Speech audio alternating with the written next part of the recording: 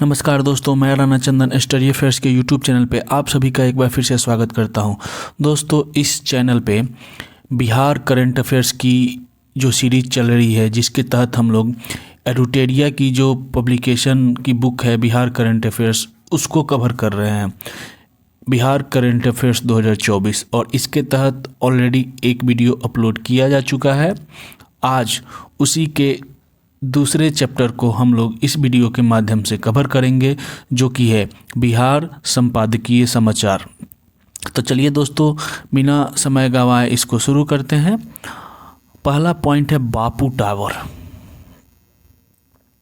तो इसके बारे में हम लोग जानेंगे क्या है ये बापू टावर, कहाँ बना है। तो 2 अक्टूबर 2024 ईस्वी को मुख्यमंत्री श्री नीतीश यानी बिहार के मुख्यमंत्री श्री नीतीश कुमार द्वारा महात्मा गांधी पर समर्पित बापू टावर का लोकार्पण किया गया। अब क्या है इस बापू टावर के, यहाँ से प्रश्न बन सकते हैं। तो यह भवन 7 एकड़ भूमि पर बना है, जो पटना के गर्दनीबाग में स्थित है। ठीक है, इसकी ऊंचाई 102, यहाँ पे गलती से लिखा हुआ है, एग्जैक्ट जो इसकी ऊंचाई है 120 फीट है। ठीक है, तो इसकी ऊंचाई 120 फीट बिहार के पटना के गर्दनी बाग में बापू टावर का लोकार्पण किया गया, जिसकी ऊंचाई 120 फीट है। यह शंक्वाकार भवन है और इसके बगल में आयताकार भवन G+6 यानी ग्राउंड के बाद 6 फ्लोर शामिल है। नोट, विभिन्न 120 मीटर ही इसकी ऊंचाई है। ठीक है, इसके निर्माण पर कुल 130 करोड़ का खर्च आया है। बापू टावर के निर्माण में कितना करोड़ का खर्च आया है? तो 130 करोड़ का खर्च लागत से यह बापू टावर बना है। यहाँ बापू की जीवनी से जुड़ी ऐतिहासिक घटनाएं, उनके विचार, स्वतंत्रता संग्राम में उनकी भूमिका, बिहार से उनके लगाव तथा बापू के आदर्शों को बेहतर ढंग से रेखांकित करने प्रदर्शित किया गया है। इसके साथ साथ बापू टावर वेबसाइट का भी लोकार्पण किया गया है। ठीक है, इसके बाहरी सतह पर तांबे की परत चढ़ाई गई है। ऑक्सीजन और नाइट्रोजन की प्रतिक्रिया के कारण यह तांबे का मुखौटा इंद्रधनुषी रंगों में एक सुंदर परिवर्तन से गुजरता है, जो टावर के सौंदर्य आकर्षण को बढ़ाता है। टावर के 5 रैप, तो टावर में 5 रैप है। पांचों रैप के क्या क्या मायने हैं देख लेते हैं।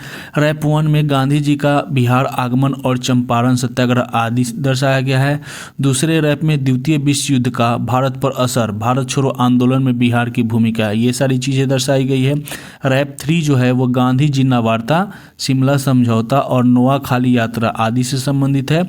चौथा रैप जो है वह बिहार में गांधी, प्रार्थना सभा में गांधी जी, माउंटबेटन की मुलाकात। ठीक है, और रैप 5 में गांधी जी एक प्रेरणा स्रोत, गांधी जी की एक आइकन इत्यादि से संबंधित दर्शाया गया है। ठीक है, तो आगे बढ़ते हैं, दूसरा पॉइंट लेते हैं। तीसरी एशियाई जल पक्षी गणना 2024। पर्यावरण, वन और जलवायु परिवर्तन मंत्री प्रेम कुमार ने तीसरी एशियाई जल पक्षी गणना 2024 की रिपोर्ट जारी की। यह 28 जिलों के 84 आर्द्रभूमि में सर्वे किया गया था। ठीक है, और इसकी महत्वपूर्ण बिंदु क्या है? तो बिहार में जल पक्षियों की 237 प्रजातियां मिली हैं। इनमें 19 प्रजातियां जो हैं वो संकटग्रस्त है। तीसरी एशियाई जल पक्षी गणना 2024 के बारे में बात हो रही है, जिसके तहत बिहार में जल पक्षियों की 237 प्रजातियां मिली हैं और संकटग्रस्त कितनी प्रजातियां हैं बिहार में? 19। कुल 80,246 पक्षियों की संख्या पाई गई है। कुल संकटग्रस्त प्रजातियां जो है वो है ग्रेटर एजुटेंट, कॉमन पुचार्ड, सारस क्रेन, काली टोपे वाला किंगफिशर, फॉल्केटेड डक आदि पक्षी है। ठीक है, प्रवासी पक्षी कृषि विस्तार, अत्यधिक मछली पकड़ने और आर्द्रभूमि में प्रदूषण से खतरे में है। पक्षियों की संख्या के अलावा आवास और उन पर खतरे का भी आकलन इस गणना के तहत किया गया है। तीसरा जो टॉपिक है, बिहार में रामसर स्थल। तो बिहार के 2 आर्द्रभूमि स्थल नागी और नकटी को रामसर स्थलों में हाल ही में शामिल किया गया, जिससे अब बिहार में कुल रामसर स्थलों की संख्या 2 से बढ़कर 1 से बढ़ के 3 हो गई। पहले कावी बेगूसराय का कांवर पक्षी बिहार था, अब उसमें जुड़ गया है नागी और नकटी रामसर स्थल, ठीक है। नागी वेटलैंड्स, तो नागी क्या है, तो यह जमुई जिले में स्थित एक मानव निर्मित पक्षी अभयारण्य है जो झाझा वन रेंज में स्थित है। नागी नदी पर बांध बनाकर नागी वेटलैंड्स का निर्माण किया गया था। यह 791 हेक्टेयर में फैला हुआ है। एशियाई जल पक्षी जनगणना 2023 के अनुसार यहाँ 7,844 पक्षी देखे गए हैं, ठीक है। 1984 में वेटलैंड्स को पक्षी अभयारण्य के रूप में नामित किया गया था। और तीसरा जो है वो है नकटी वेटलैंड्स, मतलब इस साल जो दूसरा बिहार का वेटलैंड्स रामसर स्थल में जो शामिल किया गया है वो नकटी, यह भी जमुई जिले में स्थित है और यह भी मानव निर्मित पक्षी अभयारण्य है। यह 333 हेक्टेयर में फैला हुआ है। एशियाई जल पक्षी जनगणना 2023 के अनुसार यहाँ 6,938 पक्षी पाए गए हैं। यहाँ लुप्तप्राय भारतीय हाथी और एक संकटग्रस्त डेड सी कैटफिश सहित विश्व स्तर पर संकटग्रस्त प्रजातियां पाई जाती है। कहाँ पे, तो नकटी वेटलैंड्स, जिसे हाल ही में रामसर साइट्स में शामिल किया गया है। 1984 में इस आर्द्रभूमि को पक्षी अभयारण्य के रूप में नामित किया गया था। नोट, बेगूसराय जिले की कांवड़ झील को 2020 में बिहार का पहला रामसर स्थल नामित किया गया था। कांवड़ झील बूढ़ी गंडक से बनी एशिया की सबसे बड़ी गोखुर झील है, ठीक है। नेक्स्ट जो पॉइंट है वो है सुशील मोदी, तो पिछले दिनों काफ़ी चर्चा में रहे। बिहार के पूर्व उप मुख्यमंत्री श्री सुशील मोदी का कैंसर से पीड़ित होने के कारण 13 मई 2024 को निधन हो गया। इनका जन्म 5 जनवरी 1952 को पटना में हुआ था। वे 1990 में पहली बार पटना सेंट्रल, जिसे अब कुम्हरार कहा जाता है, से विधानसभा के लिए चुने गए थे। वे 2004 में पहली बार भागलपुर से लोकसभा सीट के लिए चुने गए तथा 2005 में बिहार के उप मुख्यमंत्री बने।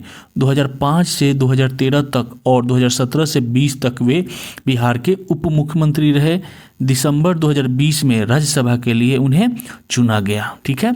वे 1973 में पटना विश्वविद्यालय छात्र संघ के महासचिव थे। उस समय छात्र संघ के अध्यक्ष श्री लालू प्रसाद यादव थे। उन्होंने यानी सुशील मोदी ने लालू प्रसाद यादव पर लालू लीला नामक पुस्तक लिखी। वे यानी सुशील कुमार मोदी 1993 से 1986 तक अखिल भारतीय विद्यार्थी परिषद के अखिल भारतीय महासचिव रहे। आपातकाल के दौरान उन्हें 5 बार गिरफ्तार किया गया और उनकी जो प्रमुख पुस्तकें हैं वो क्यों बिहार भी असम बनेगा, आरक्षण जो है उनकी प्रमुख पुस्तकें हैं। अब हम लोग अगले पॉइंट पे चलते हैं जो है पटना टोली, ठीक है। तो पटवा टोली, बिहार के गया स्थित पटवा टोली गांव आईआईटी फैक्ट्री के नाम से मशहूर हो गई है। क्यों भाई, तो इस गांव में लगभग हर घर से आईआईटी प्रवेश परीक्षा उत्तीर्ण करने वाले छात्र हैं। गांव के पहले आईआईटी उत्तीर्ण छात्र जितेंद्र पटवा ने गांव को प्रेरित किया है। वृक्ष वेद संस्था से छात्रों को मदद मिल रही है और 2013 से आईआईटी प्रवेश परीक्षा के लिए मुफ्त शिक्षा प्रदान की जा रही है, ठीक है। निःशुल्क पुस्तकालय भी यहाँ खोला गया है। पटवा टोली के बुनकरों पर आधारित documentary film weavers of hope को यूनेस्को पुरस्कार भी मिल चुका है। फिल्म का निर्देशन जो है सिंजन चटर्जी ने छात्रों और दक्षिण बिहार विश्वविद्यालय की मदद से किया है। अगला जो टॉपिक है वो है सार्वजनिक परीक्षा अनुचित साधनों की रोकथाम अधिनियम 2024। सार्वजनिक परीक्षाओं में अनुचित साधनों के प्रयोग को रोकने के लिए इसे लागू किया गया है। सार्वजनिक परीक्षा अनुचित साधनों की रोकथाम अधिनियम 2024 को लागू किया गया है। इस अधिनियम के अंतर्गत सभी अपराध संज्ञेय, गैर जमानती और गैर समनीय होंगे। अनुचित साधनों और अपराधों का सहारा लेने वाले किसी भी व्यक्ति या व्यक्तियों को 3 से 5 साल की कैद और 10 लाख रुपए तक का जुर्माना लगाया जाएगा। इस अधिनियम के प्रमुख जो प्रावधान है, सेवा प्रदाता फॉर्म के निदेशक, वरिष्ठ प्रबंधन या प्रभारी व्यक्ति 3 से 10 साल की कैद और 1 करोड़ रुपए के जुर्माने के लिए उत्तरदायी होंगे। यदि कोई व्यक्ति या व्यक्तियों का समूह जिसमें परीक्षा प्राधिकारी या सेवा प्रदाता या कोई अन्य संस्था शामिल है संगठित अपराध करता है तो उसे 5 से 10 साल की कैद और 1 करोड़ रुपए के जुर्माने से दंडित किया जाएगा। यदि कोई संस्था संगठित अपराध करने में शामिल है तो उसकी संपत्ति कुर्क और जब्त की जाएगी और उससे जांच का अनुपातिक खर्च भी वसूला जाएगा। किसी भी अपराध की जांच पुलिस उपाधीक्षक के पद से नीचे का अधिकारी नहीं करेगा। इसके प्रमुख प्रावधान है। नेक्स्ट जो पॉइंट है वो है बिहार फिल्म प्रोत्साहन नीति 2024। इसका मुख्य उद्देश्य बिहार को फिल्म शूटिंग और फिल्म निर्माण के लिए प्रमुख स्थान बनाना और राज्य में फिल्म उद्योग के समावेशी विकास का वातावरण बनाकर राज्य के विकास को प्रोत्साहित करना है। किसका? तो बिहार फिल्म प्रोत्साहन नीति 2024। इसके प्रमुख बिंदु कौन कौन से हैं? तो पहले है फिल्म निर्माताओं के लिए एकल बिंदु इंटरफेस प्रदान करना। दूसरा पॉइंट है पहली फिल्म की शूटिंग के लिए अनुदान। इसके तहत क्या क्या प्रावधान है भाई? तो 2 करोड़ रुपए या 25% जो भी कम हो और इसके साथ साथ फिल्मों की संपूर्ण शूटिंग दिवसों का न्यूनतम 50% शूटिंग दिवस राज्य में है। ठीक है। नेक्स्ट जो है वो 2.5 करोड़ रुपए या 25% जो भी कम हो और न्यूनतम 75% शूटिंग दिवस राज्य में हो। तीसरा पॉइंट क्या है? तो दूसरी फिल्म की शूटिंग के लिए अनुदान। दूसरी फिल्म के लिए अनुदान क्या क्या है? 2.75 करोड़ रुपए या 25% जो भी कम हो और न्यूनतम 50% शूटिंग दिवस राज्य में हो। 3 करोड़ रुपए या 25% जो भी कम हो और न्यूनतम 75% शूटिंग दिवस राज्य में हो। ठीक है। चौथा पॉइंट क्या है दोस्तों? तो चौथा पॉइंट है तीसरी फिल्म की शूटिंग के लिए अनुदान। क्या है? 3.5 करोड़ रुपए या 25% जो भी कम हो और न्यूनतम 50% शूटिंग दिवस राज्य में हो। 4 करोड़ रुपए या 25% जो भी कम हो और न्यूनतम 75% शूटिंग दिवस राज्य में हो। पांचवें पॉइंट क्या है दोस्तों? बिहार में निर्मित भोजपुरी, मैथिली, मगही, अंगिका, वज्जिका इत्यादि का अनुदान अधिकतम 50% होगी तथा हिंदी एवं अंग्रेजी भाषा के लिए अनुदान अधिकतम 25% होगी। छठा पॉइंट क्या है दोस्तों? राज्य में टीवी धारावाहिक शो के लिए सब्सिडी 50 लाख तक या कुल निर्माण लागत का 25% जो भी कम हो और राज्य के अंदर न्यूनतम 45 दिवसों की शूटिंग हो। 1 करोड़ या कुल निर्माण लागत का 25% जो भी कम हो और राज्य के अंदर न्यूनतम 90 दिवसों की शूटिंग हो। सातवां पॉइंट क्या है? तो OTT ओवर द टॉप के लिए सब्सिडी। इसमें कौन कौन से पॉइंट है दोस्तों? तो 2 करोड़ तक या निर्माण लागत का 25% और इसके साथ कुल शूटिंग दिवसों का न्यूनतम 50% या राज्य के शूट के 30 दिवस शामिल हो। 3 करोड़ या निर्माण लागत का 25% और उसके साथ कुल शूटिंग दिवसों का न्यूनतम 70% या राज्य के शूट के 60 दिवस। आठवां पॉइंट क्या है दोस्तों? तो इसके 8वें पॉइंट में है हर वर्ष रोचक एवं तकनीकी उत्कृष्टता और सामाजिक प्रासंगिकता की फिल्मों के निर्माण को प्रोत्साहित करने के लिए बिहार राज्य फिल्म पुरस्कार भी दिया जाएगा। और 9वां और अंतिम पॉइंट है स्थानीय कलाकारों को कार्य का अवसर देने पर अतिरिक्त अनुदान दिया जाएगा। ठीक है। ये सारे पॉइंट आप लोग या नोट कर लीजिएगा। अगले जो पॉइंट है वो है बिहार लघु उद्यमी योजना। इसके तहत क्या क्या प्रावधान रखे हैं दोस्तों? तो जाति आधारित गणना के अनुसार 94 लाख से अधिक परिवार आर्थिक रूप से गरीब पाए गए हैं। ठीक है। इसलिए राज्य में बेरोजगारी में कमी लाने के उद्देश्य से बिहार लघु उद्यमी योजना लाई गई है। योजना का उद्घाटन कब हुआ दोस्तों? तो 5 फरवरी 2024 को मुख्यमंत्री द्वारा बिहार लघु उद्यमी योजना का उद्घाटन किया गया। इसके प्रमुख बिंदुओं को हम लोग देख लेते हैं। तो पहले बिंदु है योजना को प्रारंभ करने के लिए वित्तीय वर्ष 2023-24 में 250 करोड़ रुपये एवं 2024 में 1000 करोड़ रुपए का प्रावधान किया गया है। दूसरे पॉइंट क्या है? तो योजना कौन सी योजना? तो बिहार लघु उद्यमी योजना। योजना के अंतर्गत प्रत्येक लाभुक लाभुक को स्वरोजगार के लिए अधिकतम 2 लाख रुपए तक का अनुदान दिया जाएगा।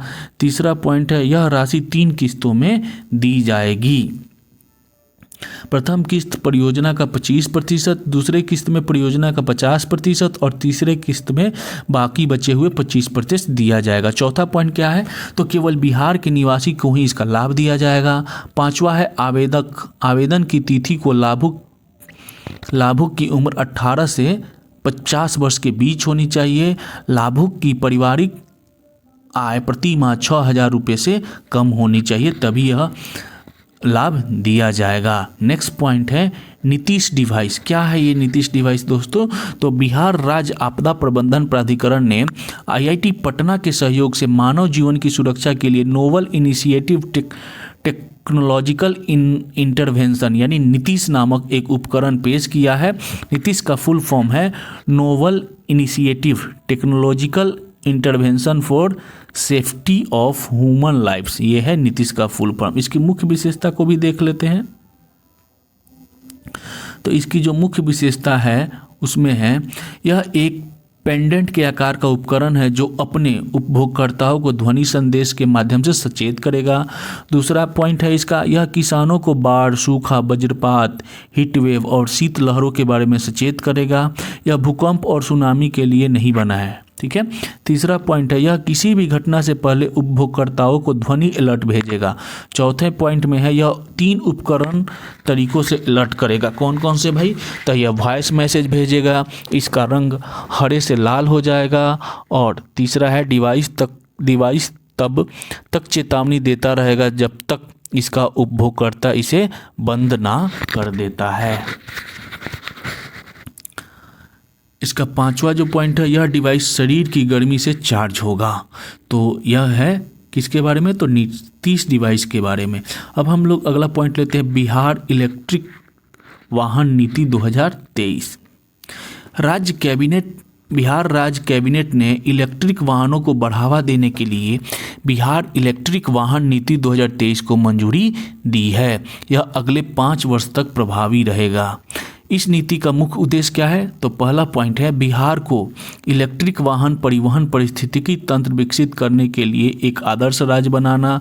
दूसरा महत्वपूर्ण बिंदु है, वायु प्रदूषण को कम करके पर्यावरण की गुणवत्ता में सुधार करना। तीसरा बिंदु है, बिहार के 6 जिलों कौन कौन से, पटना, मुजफ्फरपुर, गया, भागलपुर, दरभंगा और पूर्णिया के लिए PM ई बस सेवा कार्यक्रम के तहत 400 ई बसों के अधिग्रहण को मंजूरी दी गई है। ये 6 जिलों को आप याद रखिएगा। चौथा पॉइंट क्या है भाई, तो मिशन 2028 तक बिहार में इलेक्ट्रिक वाहनों की अधिकतम उपलब्धता सुनिश्चित करने पर ध्यान केंद्रित करते हुए एक दीर्घकालिक टिकाऊ परिवहन पारिस्थितिकी तंत्र को बढ़ावा देना। इसका लक्ष्य क्या है, तो यह सुनिश्चित करना कि 2028 तक बिहार में खरीदे गए पंजीकृत नए वाहनों में से 15% इलेक्ट्रिक वाहन हो। पहले 10,000 वाहनों के लिए इलेक्ट्रिक 2 पहिया वाहनों के लिए 5,000 रुपये प्रति किलोवाट घंटा की खरीद प्रोत्साहन राशि। नेक्स्ट पॉइंट क्या है, तो यात्री और मालवाहक वाहनों दोनों के लिए इलेक्ट्रिक 3 पहिया वाहनों को मोटर वाहन कर में 50% की छूट दी जाएगी। अगला पॉइंट क्या है, तो पहले 1,000 वाहनों के लिए क्या है, इलेक्ट्रिक 4 पहिया वाहनों के लिए 10,000 रुपये प्रति किलोवाट घंटा की खरीद प्रोत्साहन राशि, जिसकी अधिकतम सीमा 1,25,000 रुपये है। नेक्स्ट पॉइंट क्या है, तो भारी इलेक्ट्रिक वाहन मोटर वाहनों पर मोटर वाहन कर में 75% की छूट दी जाएगी।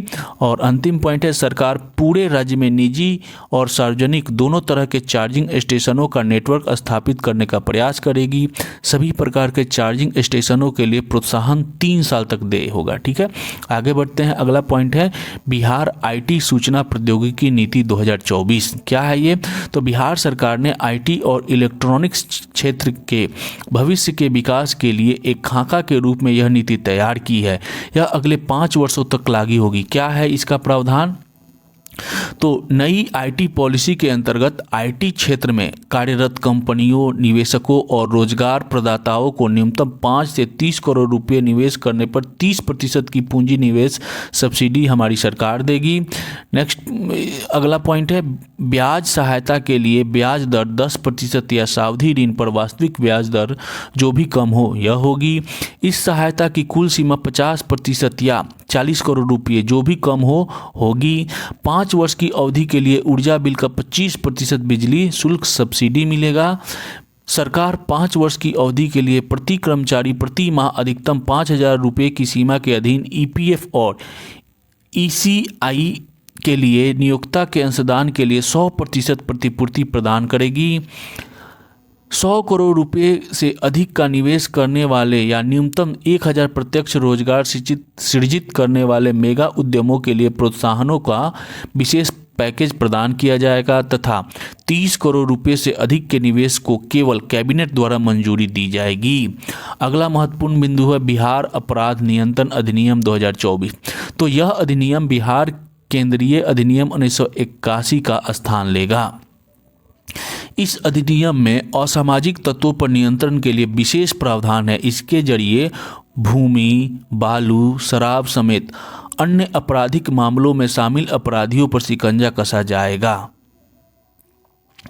इसका मुख्य विशेषता क्या है? तो यह अधिनियम व्यापक रूप से परिभाषित करता है कि किसे असामाजिक व्यक्ति कहा जा सकता है। जिला मजिस्ट्रेट किसी व्यक्ति को एक क्षेत्र से दूसरे स्थान पर निर्वासित करने का आदेश दे सकता है। आरोपी संबंधित डिवीजन के आयुक्त के समक्ष अपील कर सकता है। आदेश के उल्लंघन और हिरासत के मामले में बाहरी असामाजिक तत्व को जबरन हटाया जा सकता है। पुलिस निरीक्षक के पद से नीचे के किसी भी पुलिस अधिकारी को तलाशी और जब्ती करने की शक्ति नहीं है। ऐसा अधिकारी जिला मजिस्ट्रेट या डीएम को जब्त की गई किसी भी संपत्ति से निपटने के लिए रिपोर्ट करेगा। अगला जो मुख्य पॉइंट है वो है बिहार पुलिस सुरक्षा उपाय प्रवर्तन अधिनियम 2024। तो इसको देखते हैं। राज्य के प्रतिष्ठानों में सार्वजनिक सुरक्षा उपाय उपलब्ध कराना होगा। यह सरकार को सार्वजनिक निगरानी प्रणाली तक पहुंच प्रदान करता है ताकि अपराधों को रोकने और उनका पता लगाने के लिए अपराधियों का रिकॉर्ड बनाए रखा जाए। आतंकवादी हमलों सहित सुरक्षा खतरों के खिलाफ सुरक्षा के रूप में निवारक पुलिसिंग में सुधार करना। किसका उद्देश्य है भाई? तो बिहार पुलिस सुरक्षा उपाय प्रवर्तन अधिनियम 2024 का ये सारी बात है। राज्य सरकार एक या अधिक क्षेत्रों के लिए सार्वजनिक सुरक्षा समिति का गठन करेगी। सार्वजनिक सुरक्षा समिति मालिक या प्रबंधक या उन व्यक्तियों पर जुर्माना लगा सकती है जो दिशा निर्देशों का पालन नहीं कर रहे हैं। पहले महीने के लिए 10,000 रुपये, डिफ़ॉल्ट के लिए बाद के महीनों के लिए 25,000 रुपये प्रति माह दिया जाएगा। नेक्स्ट जो हेडलाइंस है वो बिहार नई पर्यटन नीति 2024। तो इसको देखते हैं, इसके बारे में क्या बात है। तो इस नीति का उद्देश्य, किस नीति का? तो बिहार नई पर्यटन नीति 2024 का उद्देश्य राज्य में विश्व स्तरीय पर्यटकीय आधारभूत संरचना का निर्माण करना है। इसके प्रमुख प्रावधान कौन कौन से हैं? तो पहला प्रावधान है 10 करोड़ रुपये तक के निवेश में 30% अनुदान, अधिकतम सीमा 3 साल 3 करोड़ रुपये। दूसरा पॉइंट है 50 करोड़ रुपए तक के निवेश में 25% अनुदान तथा अधिकतम सीमा जो है 10 करोड़ रुपए। तीसरा पॉइंट है 50 करोड़ रुपए से ऊपर के निवेश में 25% का अनुदान तथा अधिकतम सीमा 25 करोड़ रुपया। न्यूनतम 75 लाख रुपये के निवेश भी वित्तीय अनुदान का लाभ लिया जा सकता है। कौशल प्रशिक्षण के माध्यम से प्रतिभाशाली कार्यबल का विकास करना है। सूचीबद्ध होटलों, रिजॉर्ट और टूर ऑपरेटर व पर्यटक गाइडों को रोजगार देने पर भी अनुदान देने की व्यवस्था की गई है। नेक्स्ट जो टॉपिक है वो मुख्यमंत्री उद्यमी योजना। तो क्या है ये? तो बिहार राज्य के बेरोजगार युवा युवतियों को मुख्य धारा में सम्मिलित करने, स्वरोजगार प्रदान करने एवं उनके आर्थिक उत्थान के लिए मुख्यमंत्री उद्यमी योजना की शुरुआत की गई है। इसके अंतर्गत निम्नलिखित योजनाएं शामिल है। कौन कौन से शामिल है भाई? तो मुख्यमंत्री अनुसूचित जाति जनजाति उद्यमी योजना, मुख्यमंत्री अति पिछड़ा वर्ग उद्यमी योजना, मुख्यमंत्री महिला उद्यमी योजना, मुख्यमंत्री युवा उद्यमी योजना, मुख्यमंत्री अल्पसंख्यक उद्यमी योजना। इसके लिए क्या है अर्हता यानी क्वालिफिकेशन? तो आवेदक बिहार का स्थायी निवासी हो, कम से कम 10+2 या इंटरमीडिएट या ITI या पॉलिटेक्निक डिप्लोमा या समकक्ष उत्तीर्ण हो, आयु सीमा 18 से 50 वर्ष के बीच हो, इकाई proprietorship first partnership firm LLP अथवा प्राइवेट लिमिटेड कंपनी हो, आवेदक अपने जिले में ही परियोजना की स्थापना कर सकते हैं। वित्तीय सहायता, आवेदकों को उनके द्वारा चयन किए गए परियोजना की स्थापना एवं संचालन हेतु अधिकतम 10 लाख रुपए तक का वित्तीय सहायता उपलब्ध कराना, जिसमें कुल परियोजना का 50% अधिकतम 5 लाख रुपए तक अनुदान तथा शेष 50% अधिकतम 5 लाख रुपए तक ब्याज मुक्त ऋण के रूप में प्रदान किया जाएगा और यह राशि 3 किस्तों में दी जाएगी। नेक्स्ट जो हेडलाइंस है वो है बिहार लॉजिस्टिक नीति 2023। क्या है ये? तो बिहार सरकार ने राज्य में औद्योगिक और सामाजिक विकास के लिए अंतर्राष्ट्रीय मानक की बुनियादी सुविधाएं उपलब्ध कराने के उद्देश्य से बिहार लॉजिस्टिक नीति 2023 जारी की है। इस नीति के प्रमुख अंतर्गत जो प्रोत्साहन है वो निम्नलिखित है। पूंजी निवेश अनुदान क्या है भाई? तो अस्थायी पूंजी निवेश का 20% अधिकतम 25 करोड़ रुपया। ब्याज अनुदान तो ऋण पर 10% या वास्तविक ब्याज दर अधिकतम 60 करोड़ रुपया। बिहार औद्योगिक निवेश प्रोत्साहन नीति 2016 के अंतर्गत सभी प्रोत्साहन शामिल है इसमें। इस नीति का उद्देश्य राज्य लॉजिस्टिक क्षेत्र को संभावित निवेशकों के लिए आकर्षक बनाना है। लॉजिस्टिक बुनियादी ढांचे का उन्नयन और सुधार के माध्यम से बड़े पैमाने पर रोजगार के अवसर पैदा करना तथा आर्थिक गतिविधियों को बढ़ावा देना है। इसके तहत निम्नलिखित ढांचा तैयार किए जाएंगे: multi modal logistic park, inland container depot, grade A warehouse, container frame station, logistic park, coach check सुविधा। अगला जो हेडिंग है वो 2005-06 से भारत में बहुआयामी गरीबी एक चर्चा पत्र। क्या है ये चर्चा पत्र? तो 15 जनवरी 2024 को नीति आयोग द्वारा वर्ष 2005-06 से भारत में बहुआयामी गरीबी शीर्षक से एक पर्चा पत्र जारी किया है। यह पेपर नीति आयोग ने UNDP के सहयोग से तैयार किया है। इस चर्चा पत्र में राष्ट्रीय परिवार स्वास्थ्य सर्वेक्षण 4 जो कि 2015-16 है और राष्ट्रीय परिवार स्वास्थ्य सर्वेक्षण 2005 जो कि 2019 से 21 के आंकड़े का प्रयोग किया गया।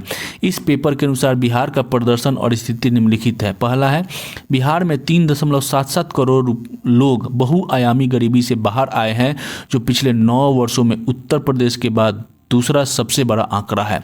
बिहार ने हेड काउंट अनुपात में सबसे बड़ी गिरावट दर्ज किया है। बिहार हेड काउंट अनुपात आप यहाँ पे नीचे देख सकते हैं। 2005-06 में 78.28, 2015-16 में 51.89, 2019-21 में 33.76 और 2022-23 में जो अनुमानित है 26.59। बिहार में पिछले 5 वर्षों में 2.25 करोड़ लोग बहुआयामी गरीबी से बाहर आए हैं, जो उत्तर प्रदेश 3.34 करोड़ के बाद दूसरा सबसे बड़ा आंकड़ा है। जनसंख्या अनुपात का अर्थ है गरीबी रेखा से नीचे रहने वाले जनसंख्या का अनुपात। नेक्स्ट हेडिंग है राष्ट्रीय बहुआयामी गरीबी रिपोर्ट 2023। तो नीति आयोग ने राष्ट्रीय MPI यानी बहुआयामी गरीबी रिपोर्ट का दूसरा संस्करण जुलाई 2024 में जारी किया। यह रिपोर्ट राष्ट्रीय परिवार स्वास्थ्य सर्वेक्षण 2005 जो कि 19 से 21 के अंतर्गत है आधार पर तैयार किया गया है। नीति आयोग द्वारा बहुआयामी गरीबी पर जारी रिपोर्ट के अनुसार पिछले 9 वर्ष यानी 2013-14 से 2022-23 में 3.77 करोड़ लोग गरीबी रेखा से बाहर आए हैं। वर्ष 2013-14 में 56.34 प्रतिशत आबादी, जबकि 22-23 तक गरीबों का प्रतिशत कम होकर 26.59 रह गया। मानी 2013-14 में जो आबादी जो गरीबी के नीचे रहने वाली आबादी 56.34 थी, वह अब 2022-23 में 26.59% रह गया है। ये बिहार की बात हो रही है। सबसे ज़्यादा गरीबी हटाने के मामले में उत्तर प्रदेश के बाद क्रमशः बिहार, मध्य प्रदेश और राजस्थान का स्थान आता है। सबसे तेज़ी से गरीबी पूर्वी चंपारण और शिवहर में कम हुई है। नेक्स्ट जो टॉपिक है वह स्वच्छ वायु सर्वेक्षण 2024। तो यह पर्यावरण, वन और जलवायु परिवर्तन मंत्रालय की पहल है। शीर्ष 3 प्रदर्शन करने वाले शहरों को नगद राशि, ट्रॉफी और पुरस्कार सम्मानित किया जाता है और प्रत्येक वर्ष 7 सितंबर को नीले आसमान के लिए स्वच्छ हवा के अंतर्राष्ट्रीय दिवस यानी international day of clean air for blue skies के उपलक्ष्य में पुरस्कृत किया जाता है।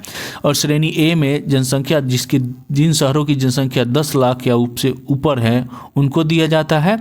तो शहर जो है पटना, इसे 10वीं रैंक प्रदान की गई है। किसमें?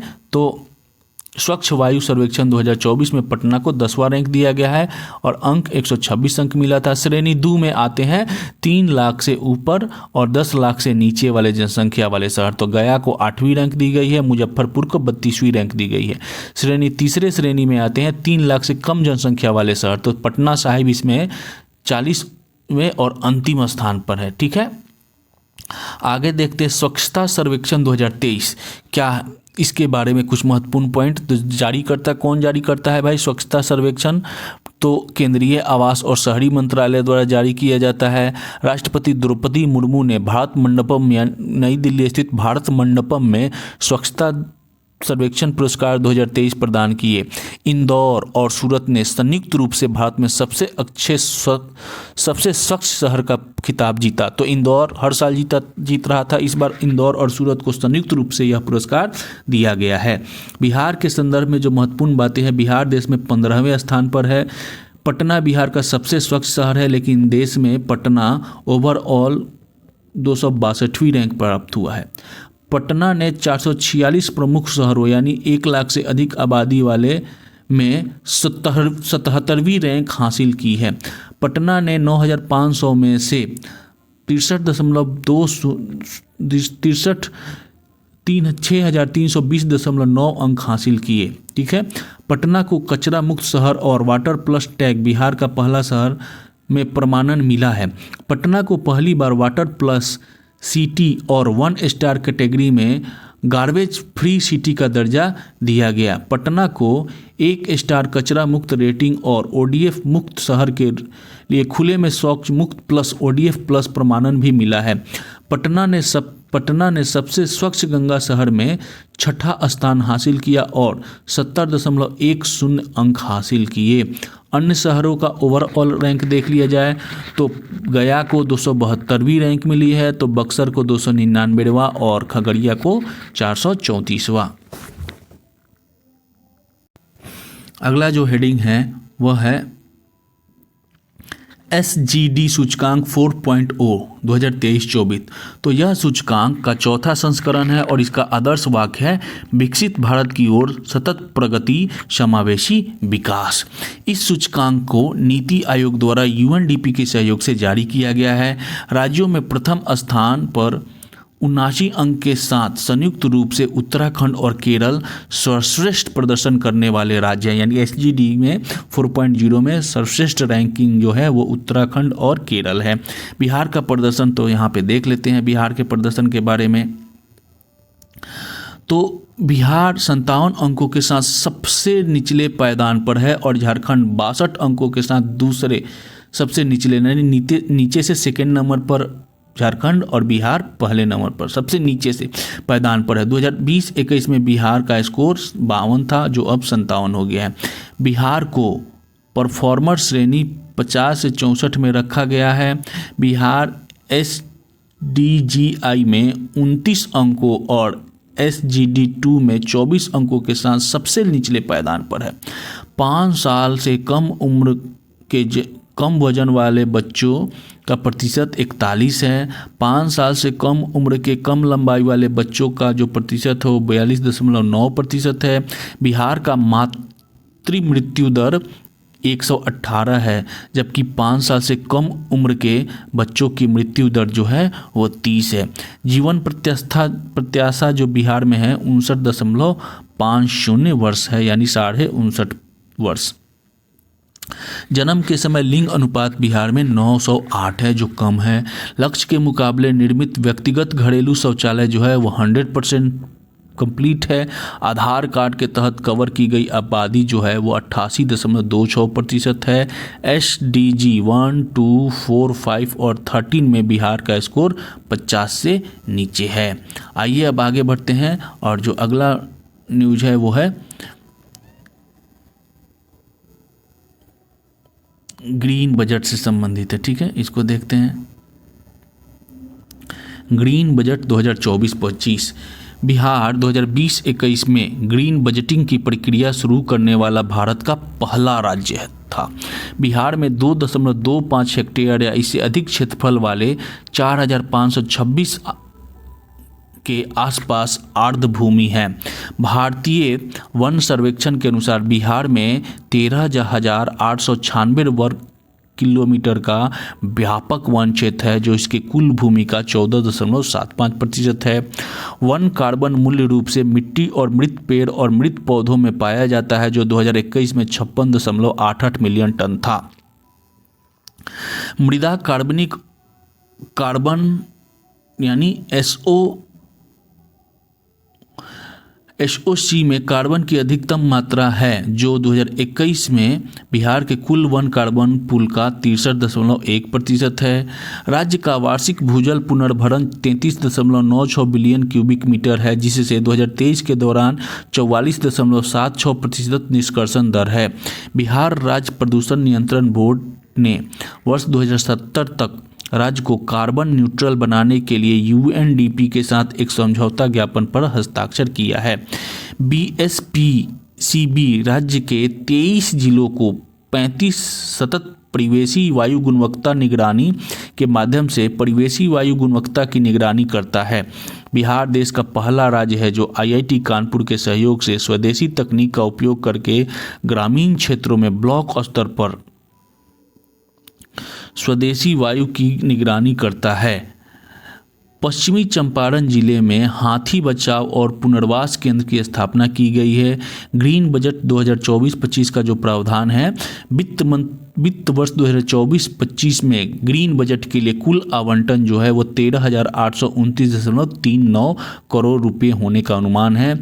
राज्य के सकल घरेलू उत्पाद में ग्रीन बजट का हिस्सा 1.42% है, जबकि 2024-25 में राज्य के कुल बजट में ग्रीन बजट का हिस्सा 4.96% था।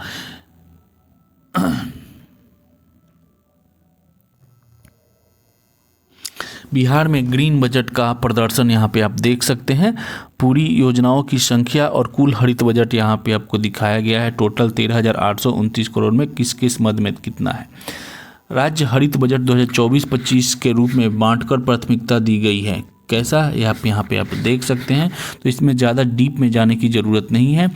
अब हम लोग बाल कल्याण बजट 2024-25 को देखते हैं।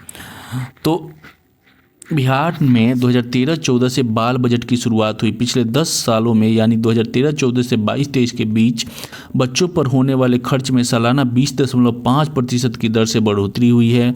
सैंपल रजिस्ट्रेशन सिस्टम से बच्चों के लिए कुछ संकेतक यहाँ पे आप देख सकते हैं। शिशु मृत्यु दर 26, पुरुषों में, महिलाओं में 29। तो ये बहुत ज़्यादा डीप में जाने की ज़रूरत नहीं है और इसको स्किप करके आगे बढ़ जाना है।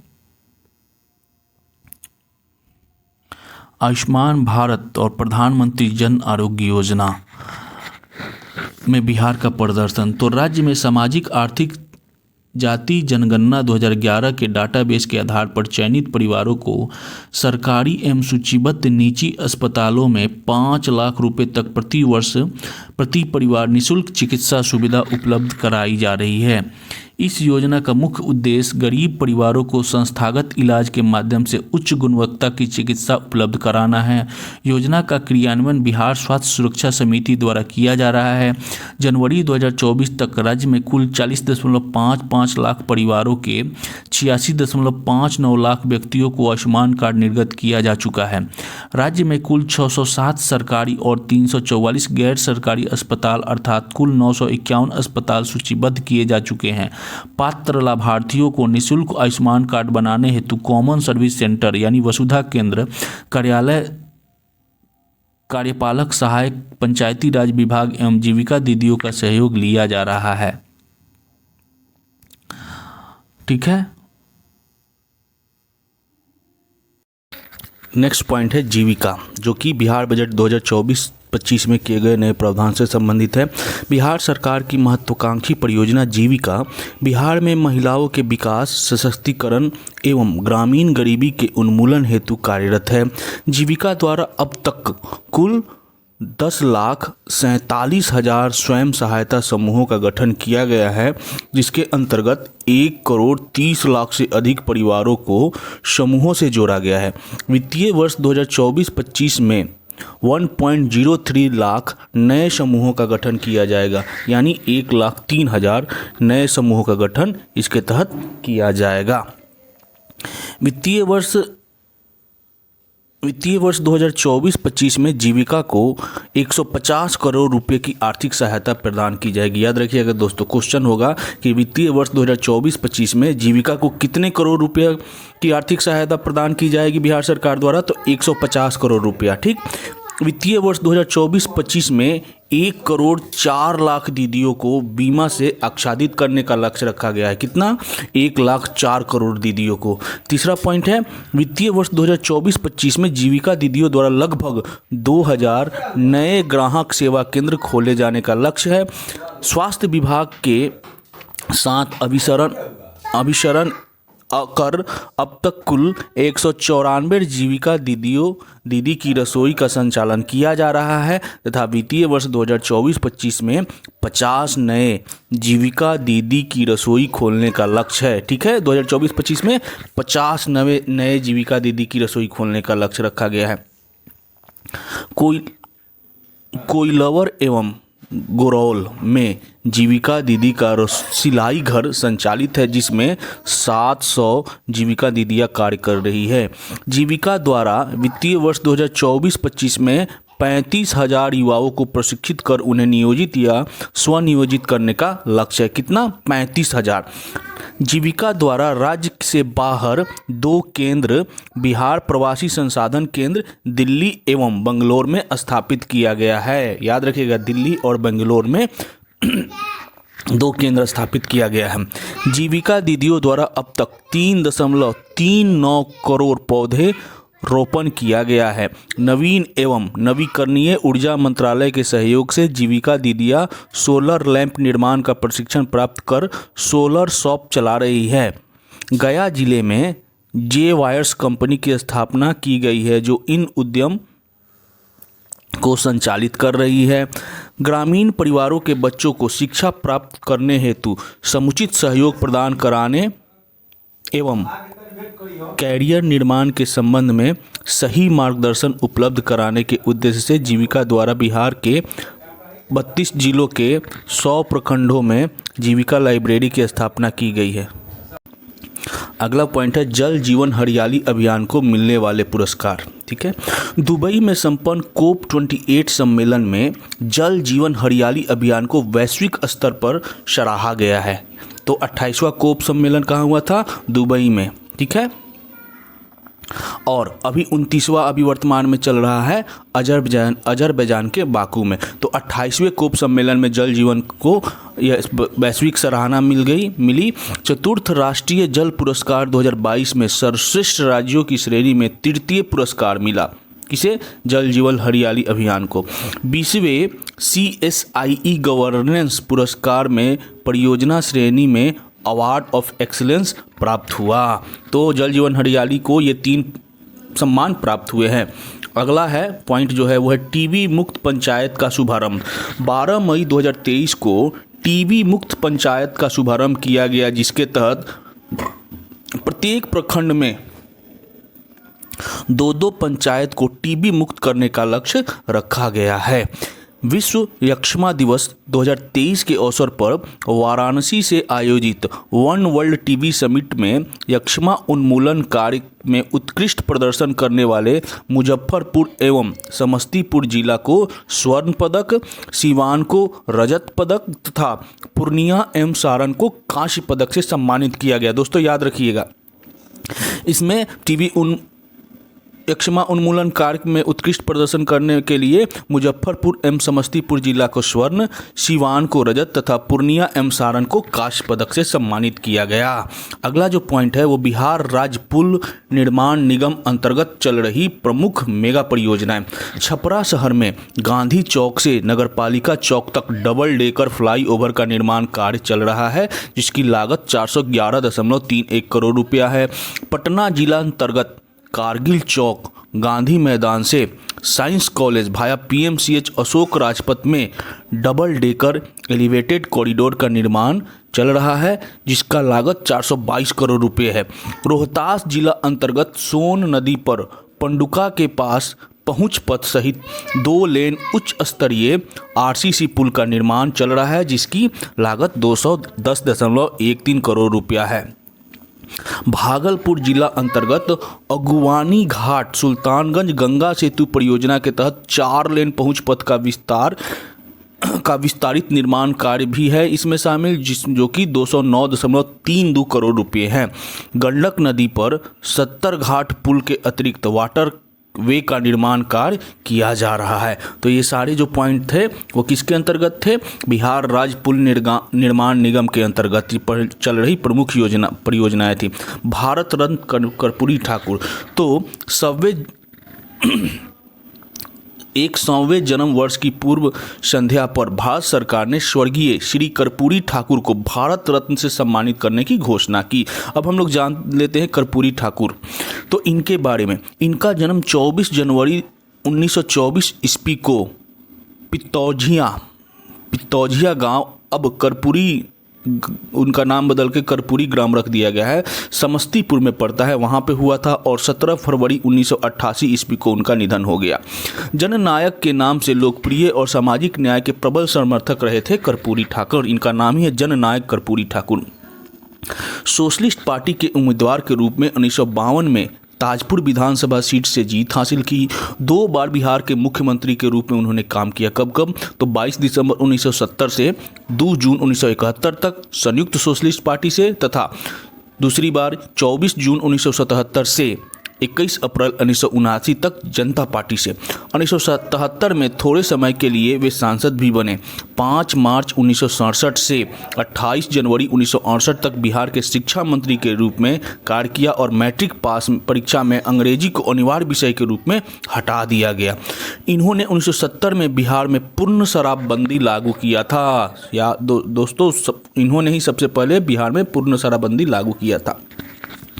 कर्पूरी ठाकुर फार्मूला ने 1978 में 26% आरक्षण प्रदान किया, जिसमें ओबीसी को 12% हिस्सा मिला। ओबीसी के बीच आर्थिक रूप से पिछड़े वर्गों को 8%, महिलाओं को 3% और उच्च जाति के गरीबों को 3% हिस्सा मिला। अब भारत रत्न के बारे में जान लेते हैं।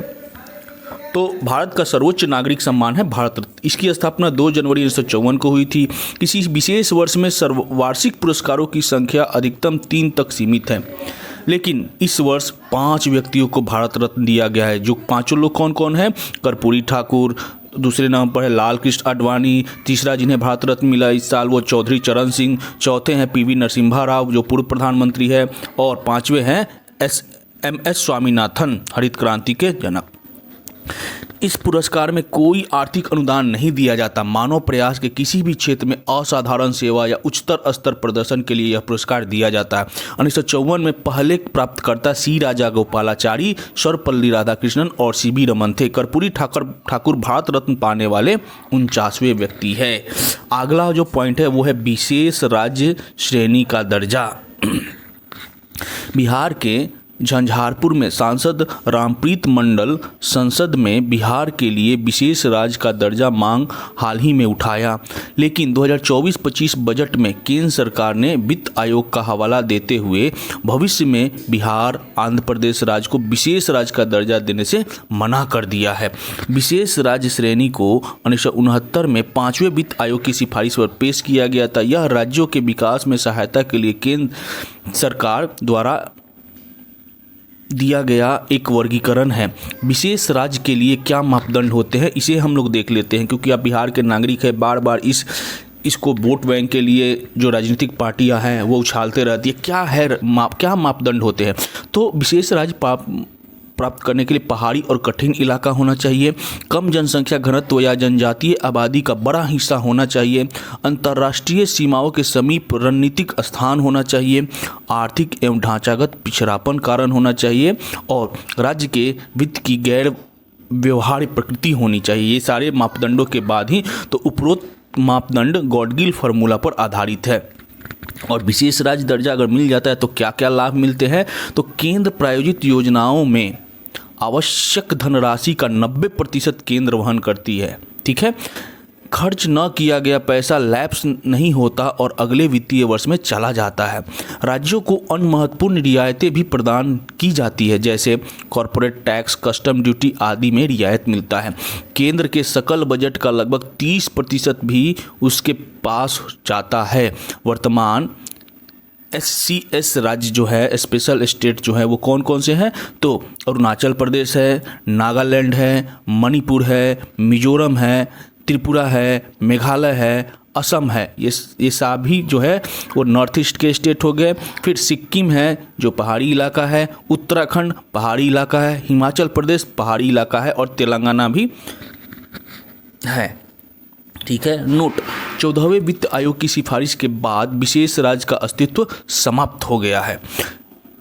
14वें वित्त आयोग ने कर हस्तांतरण के माध्यम से ऐसे राज्यों के संसाधन अंतर को 30 से बढ़ाकर 42 करने का भी सुझाव दिया। अब हम लोग देखते हैं चौथा कृषि रोड मैप, बिहार का चौथा कृषि रोड मैप। इसके बारे में कुछ महत्वपूर्ण पॉइंट है, बहुत महत्वपूर्ण टॉपिक है ये।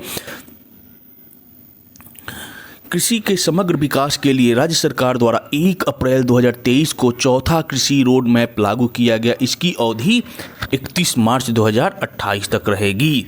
1 अप्रैल 2023 से 31 मार्च 2028। ठीक है, इस अवधि में राज्य सरकार कृषि से जुड़े विकास कार्यों पर लगभग 1.62 लाख करोड़ रुपए खर्च करेगी। बिहार के लिए चतुर्थ कृषि रोड मैप 2023 से 28 का शुभारंभ माननीय राष्ट्रपति श्रीमती द्रौपदी मुर्मू द्वारा 18 अक्टूबर 2023 को किया गया। चौथे कृषि रोड मैप में 12 विभागों को सम्मिलित किया गया है। कितने विभागों को? 12 विभागों को। चौथे कृषि रोड मैप के तहत कृषि के आधुनिकीकरण पर विशेष ध्यान दिया जाएगा। राज्य में ही बेहतर गुणवत्ता वाले बीज का विकास किया जाएगा। फसल अवशेष प्रबंधन वाले यंत्रों का निर्माण किया जाएगा और मोटे अनाज की खेती को बढ़ावा दी जाएगी। चतुर्थ कृषि रोड मैप में दलहन, तिलहन, पोषक अनाज के विकास पर विशेष बल दिया जाएगा। इसके लिए राज्य में दलहन व तिलहन विकास मिशन तथा आधुनिक कृषि यंत्रों को बढ़ावा देने के लिए विशेष कस्टम हायरिंग सेंटर की स्थापना की जाएगी। कृषि के सर्वांगीण विकास के साथ किसानों की आमदनी बढ़ाने पर भी विशेष ध्यान दिया जाएगा। चौथे कृषि रोड मैप के तहत विभाग प्राकृतिक वन भूमि पर 350 लाख पौधों का रोपण, 1 लाख हेक्टेयर में मृदा जल संरक्षण तथा 1500 हेक्टेयर मीटर जल संचयन क्षमता की गार्लैंड ट्रेंच निर्माण का लक्ष्य निर्धारित किया गया है। इस समयावधि में प्राकृतिक वन भूमि सहित प्राकृतिक वनों के बाहर करीब 20 करोड़ पौधों को लगाया जाएगा। टिश्यू कल्चर आधारित पौधाशालाओं की स्थापना की जाएगी। कृषि रोड मैप में निर्धारित कार्यक्रमों के प्रभावी कार्यान्वयन के फलस्वरूप वर्ष 2011-12 में चावल, 2012-13 में गेहूं, 2015-16 में मक्का यानी मोटे अनाज, 2016-17 में मक्का तथा वर्ष 2017-18 में गेहूं के उत्पादन एवं उत्पादकता के उल्लेखनीय उपलब्धि के लिए भारत सरकार द्वारा राज्य को कुल 5 कृषि कर्मण पुरस्कार दिया गया है। तीसरा कृषि रोड मैप कब से कब तक था? तो पहला कृषि रोड मैप 2008 से 12, दूसरा 12 से 17, तीसरा 17 से 23 और चौथा है 23 से 28। याद रखिएगा दोस्तों। नेक्स्ट जो टॉपिक है वो है जन सुराज अभियान। हाल ही में काफ़ी चर्चा में भी रहा, तो इसके बारे में जानना बहुत ज़रूरी है। 2 अक्टूबर 2022 को महात्मा गांधी के 153वीं जयंती पर पश्चिम चंपारण के भितिहरवा आश्रम से प्रशांत किशोर ने हजारों लोगों के साथ पद यात्रा की शुरुआत कर जन सुराज अभियान का आगाज किया। बिहार में सामाजिक एवं राजनीतिक बदलाव के लिए ये यात्रा अभी तक 6500 किलोमीटर चल चुका है और आगे भी अग्रसारित है। इस दौरान यात्रा पश्चिम चंपारण, पूर्वी चंपारण, शिवहर, मुजफ्फरपुर, सारण, सिवान, गोपालगंज, वैशाली, समस्तीपुर, सीतामढ़ी, खगड़िया, सहरसा, सुपौल, मधेपुरा से होते हुए अभी पूर्णिया में चल रहा है। 2 अक्टूबर 2024 को जन सुराज अभियान का दल के रूप में गठन किया गया, जिसमें बिहार के 1 लाख से अधिक जनता वेटनरी कॉलेज ग्राउंड में उपस्थित रहे, जिनका आधिकारिक नाम जन सुराज पार्टी है। इसका आधिकारिक नाम जन सुराज पार्टी है। इसके प्रथम अध्यक्ष के रूप में दलित समाज से आने वाले भारत के पूर्व राजनयिक मनोज भारती मधुबनी का चयन किया गया है, जो कि मधुबनी से है मनोज भारती। जन सुराज दल के रूप में जन सुराज देश की पहली ऐसी पार्टी है जिसने अपने संविधान में राइट टू रिकॉल रखा है, जिसके तहत अगर चुनाव जीतने के बाद सदस्य भ्रष्टाचार करेगा तो उसे वापस बुला लिया जाएगा। दल के उम्मीदवार का चयन अमेरिकन सिस्टम के तहत जनता द्वारा सीधे किया जाएगा। प्रशांत किशोर, कौन है भाई प्रशांत किशोर? तो सासाराम के कोनार गांव के रहने वाले यह हैं। पटना साइंस कॉलेज से पढ़ाई की और इस दौरान कैवेंडिश छात्रावास में रहे थे। आगे चलकर यूएन के लिए पब्लिक हेल्थ पर करीबन 10 वर्ष काम किया। वर्ष 2012 में गुजरात के विधानसभा चुनाव के दौरान नरेंद्र मोदी के राजनीतिक सलाहकार रहे। यहीं से उन्होंने चुनाव प्रबंधन कार्य की शुरुआत की। पहले 2012 में CAG संस्था बनाया, फिर 2015 में IPAC बनाया, जिसका निर्माण चुनाव प्रबंधन के लिए किया। इसके बाद कई राजनीतिक दल के सलाहकार रहे, जैसे 2014 में लोकसभा चुनाव के दौरान बीजेपी के, फिर 2015 में महागठबंधन जिसमें जदयू, JDU, RJD इत्यादि दल थे। 2017 में उत्तर प्रदेश में कांग्रेस के लिए इन्होंने काम किया। 2018 में पटना विश्वविद्यालय छात्र संघ में JDU के लिए काम किया। फिर YSRCP के जगन मोहन रेड्डी के लिए इन्होंने काम किया। पंजाब में कांग्रेस के कैप्टन अमरिंदर सिंह के लिए भी इन्होंने काम किया। तो दिल्ली में अरविंद केजरीवाल की पार्टी आप के लिए भी इन्होंने काम किया। पंजाब में शिवसेना के लिए तो 2020 में इन्होंने काम किया। तो 2021 में बंगाल के TMC और DMK के लिए भी तमिलनाडु में इत्यादि इन्होंने काम किया। तो लगभग सारी पार्टियों को ये देख चुके हैं। उसके बाद इनको अंत में यही ज्ञान प्राप्त हुआ कि चलिए, सबसे ज़्यादा जो फ़ायदा होता है राजनीतिक पार्टी बना के ही होता है। आप उसके स्वयंभू अध्यक्ष बन जाइए, पार्टी बनाइए, मुख्यमंत्री बनिए और ऐसा आराम करिए। नेक्स्ट जो पॉइंट है वो है बिहार पर्यावरण वन एवं जलवायु विभाग द्वारा हाल में किए गए निर्णय। तो देखते हैं, वन्य प्राणी के हमले से मारे एक सेकेंड। तो इसके तहत क्या क्या प्रावधान किए गए? वन्य प्राणी के हमले से मारे जाने पर अब 10 लाख रुपए का मुआवजा बिहार सरकार देगी। गंभीर चोट आने पर 1.44 लाख रुपए तथा हल्की चोट पर 24,000 रुपये का मुआवजा बिहार सरकार देगी। यानी वन्य प्राणी अगर आप पे हमला करता है तो। पशु द्वारा फसल क्षति पर 50,000 रुपये प्रति हेक्टेयर मुआवजा मिलेगा। अब घोरपरास द्वारा फसल क्षति पर भी मुआवजा दिया जाएगा। घोरपरास जंगली सुअर को मारने की समय सीमा में 5 साल की वृद्धि कर दी गई है। आगे बढ़ते हैं। अगला पॉइंट है, मुखिया ग्राम सभा में 50 घोरपरास तक मारने का फैसला कर सकती है। नेक्स्ट जो पॉइंट है वो है गुड़ प्रोत्साहन नीति। 1 अक्टूबर 2024 से गुड़ प्रोत्साहन नीति लागू किया गया है। क्या है इसकी विशेषता भाई? तो राज्य के सभी 38 जिलों में गन्ने की खेती को बढ़ावा दिया जाएगा। उद्यमियों को योजना का लाभ देने के लिए केन केयर सॉफ्टवेयर विकसित किया गया है।